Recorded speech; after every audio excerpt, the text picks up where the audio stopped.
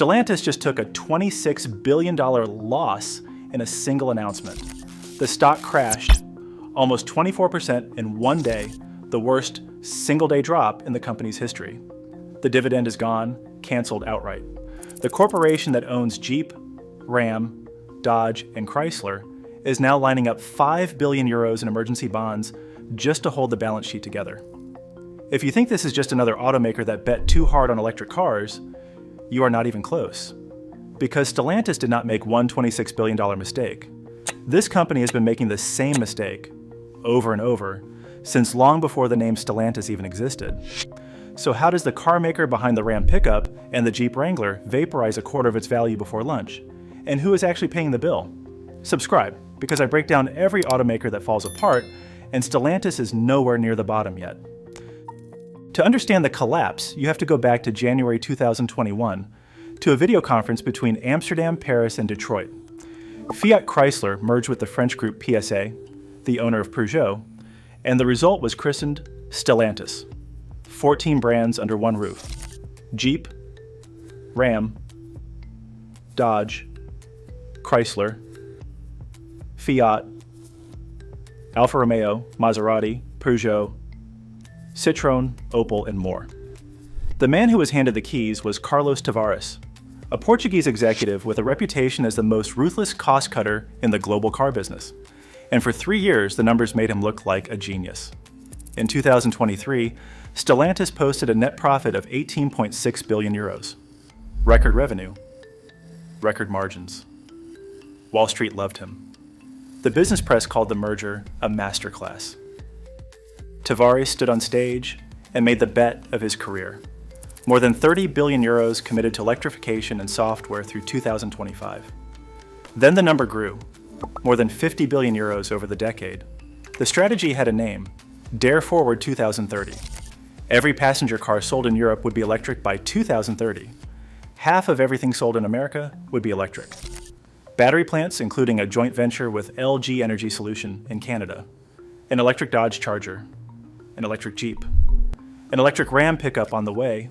The automotive press ate it up, and analysts called Stellantis the legacy automaker best positioned for the transition. At that moment, in those conference rooms, the plan looked unstoppable. And while the champagne was still cold in Amsterdam, a building in Belvidere, Illinois, went dark. 5 million square feet. A plant that once employed 5,000 people building the Jeep Cherokee. In February 2023, Stellantis idled it and walked away, and more than 1,000 families in one Illinois town lost their paychecks while the company was promising tens of billions for the electric future. Remember that building. It comes back at the end of this story, and when it does, it tells you everything about how this company actually operates. Because here's what was happening underneath the record profits. Tavares was not just betting on electric vehicles, he was harvesting the American brands to pay for the bet. The average Jeep climbed out of reach of the people who made Jeep famous, with a Grand Wagoneer pushing past $100,000 and entry-level trims quietly disappearing from order sheets. That is not a pricing strategy. That is an eviction notice served on your own customers. Then the products themselves started getting gutted. In December 2023, the last Hellcat V8 Challengers and Chargers rolled off the line in Brampton, Ontario, and the muscle car era at Dodge ended. The Hemi Vive 8 was pulled out of the Ram 1500 and replaced with a twin-turbo straight six, a fine engine that nobody towing a trailer through Texas ever asked for. The Dodge Hornet, a rebadged Alfa Romeo built in Italy, was sent out to fight in the compact segment at a premium price, and unsold Hornets piled up on dealer lots for months. American buyers noticed, and they answered with their wallets. Stellantis sales in the United States fell roughly 15% in 2024 alone, and from their 2015 era peak under Fiat Chrysler, American sales are down more than 40%. 4 out of every 10 customers gone. The company's own American Dealer Council went public in September 2024 with an open letter accusing the chief executive officer of reckless short-term decision-making. Dealers do not write letters like that about a healthy company. Dealers write letters like that when the franchise they mortgage their lives for is being bled in front of them. 3 months later, in December 2024, Tavares was out the door. But the products he greenlit were already in showrooms, and that is where this story stops being a spreadsheet and becomes an autopsy. Start with the Jeep Wagoneer S, the first electric Jeep ever sold in America. Launched in January 2025. 600 horsepower, built in Toluca, Mexico, starting around $67,000. In its first 9 months, it moved 10,426 units, which was already modest. Then the federal electric vehicle tax credit died at the end of September 2025, and the floor gave out. In the fourth quarter of 2025, Jeep sold 438 of them. In the first quarter of 2026, Jeep sold exactly 175 Wagoneer S in the entire United States. Not 1,750, 175. That is a 93% collapse from the 2,595 it sold in the same quarter a year earlier. That is not a sales decline. That is a flat line with a Jeep badge on it. The Alfa Romeo Giulia, a sedan most Americans forgot exists, outsold it. Dealers were slashing close to $25,000 off the sticker, and car shopping sites counted roughly 350 of them still gathering dust on lots, which at the current pace is several months of supply for the whole country. So Jeep made a decision almost unheard of in this industry. The Wagoneer S is skipping the 2026 model year entirely. Stellantis calls that pacing production. A car so unwanted they stop building it gets described like a marathon strategy. Sure. The electric Dodge Charger Daytona tells the same story with a crueler twist because Dodge accidentally ran the perfect experiment. For 2026, buyers could choose the Charger with a battery or with a gas engine. The gas version outsold the electric version 7-1. The electric Charger managed 240 units in the first quarter of 2026, down 88% from a year earlier. And before you call the gas Charger a success, the old Charger and Challenger were moving more than 20,000 units in a quarter, even after production had already ended. That is not a transition. That is a customer base walking away from the brand. The Fiat 500e sold 68 cars in 3 months. 68! Across an entire country of 330 million people. And then came the confession. In June 2025, Rom brought the Hemi V8 back to the 1,500 pickup, and Rom boss Tim Kuniski said it out loud in the announcement. We screwed up. A senior auto executive on the record admitting the company tore the heart out of its own truck.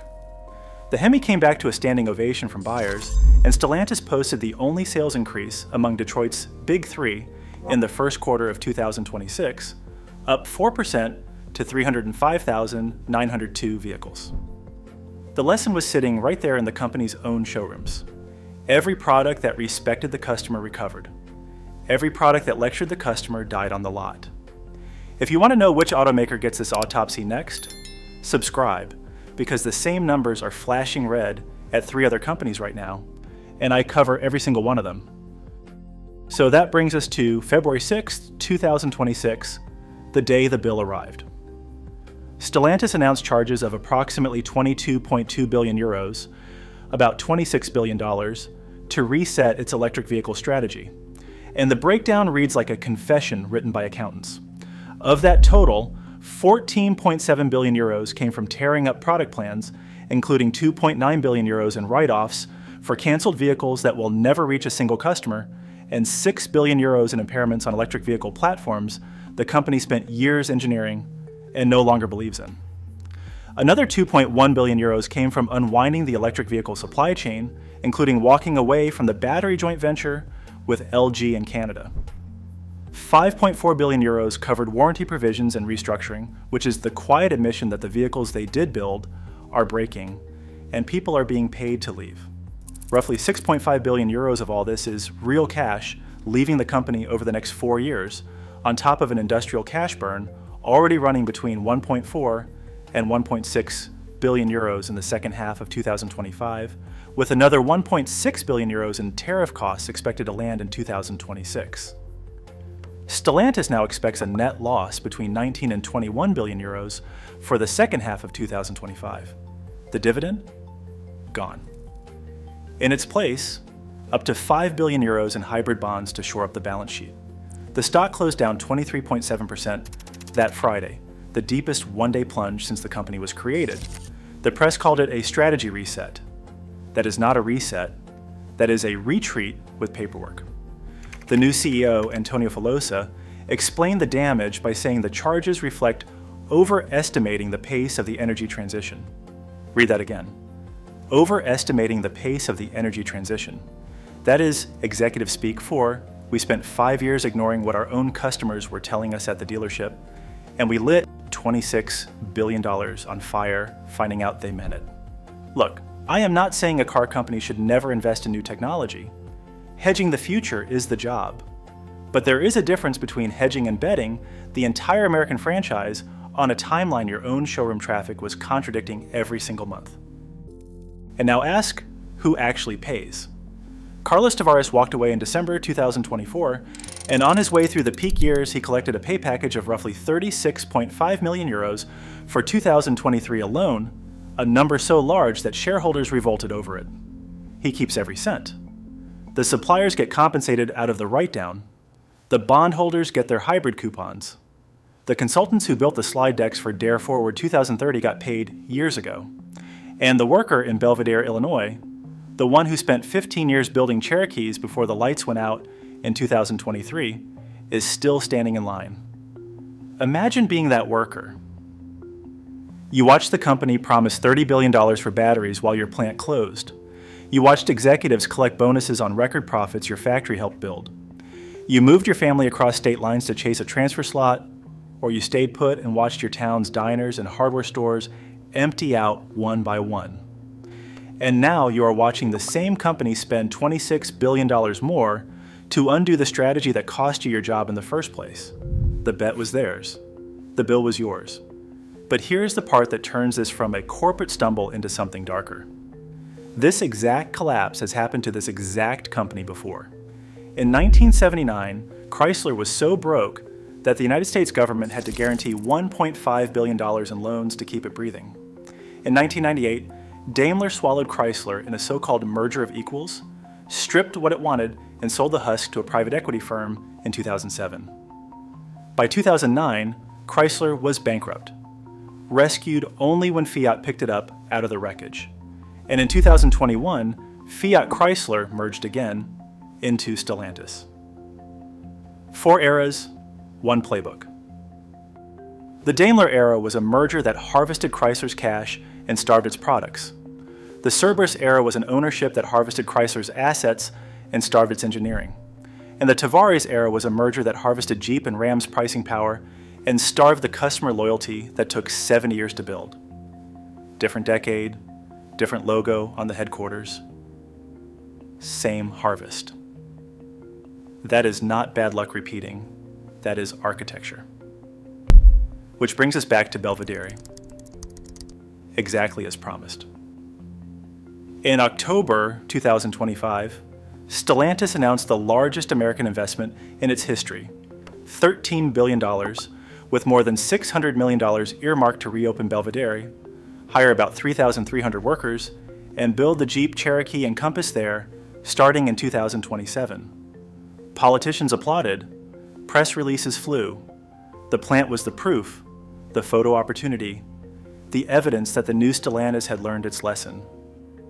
Then in late January 2026, the president of UAW Local 1268 told his members that company documents now point to production sliding to mid-2028, roughly 7 months late, and conveniently past April 30th, 2028, the day the union's current contract expires, which means the plant that was closed during the EV spending spree, then dangled as proof of the turnaround, may now sit as a bargaining chip in the next labor fight.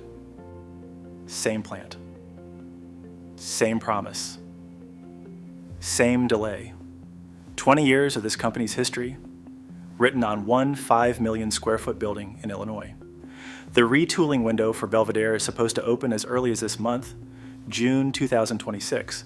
So we are about to find out if the shovels are real, and the second quarter sales numbers land in early July, the first full quarter since the $26 billion reset. Whatever those numbers say, I will be here with the receipts, line by line. Subscribe so you catch that one, because Stellantis just showed us how a giant stumbles. And they are not the last automaker holding a bill like this.